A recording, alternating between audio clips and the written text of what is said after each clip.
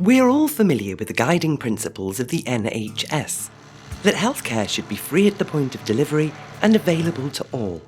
Another important principle is that the NHS aspires to the highest standards of excellence. To achieve this, the latest research and evidence must be used to guide patient care, but that's not always as easy as it sounds.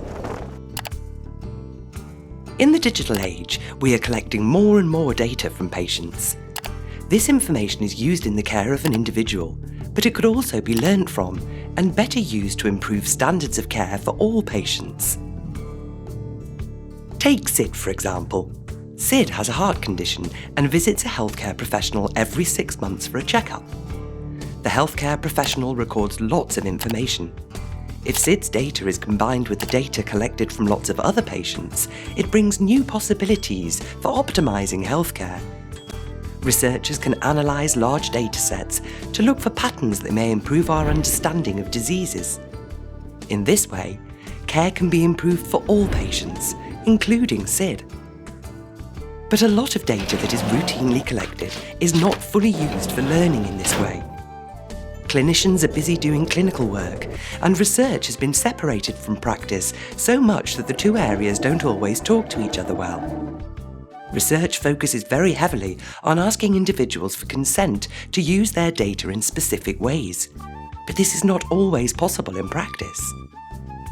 For example, it could be useful to learn from the data collected before a patient is admitted to a particular department, such as intensive care.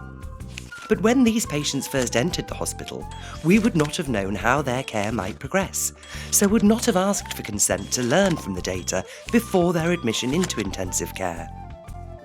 But many people do have concerns about how their data might end up being used, so consent is important. However, not all concerns can be properly addressed through individual consent.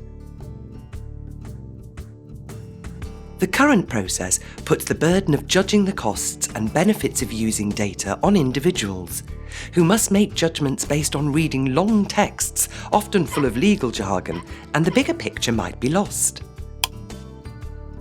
We need a better system that allows clinical data to be used for research that can be fed back into practice more seamlessly than currently happens.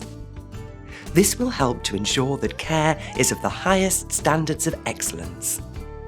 It's really important that this system is trustworthy and can promote and protect the interests of individuals, groups, and communities.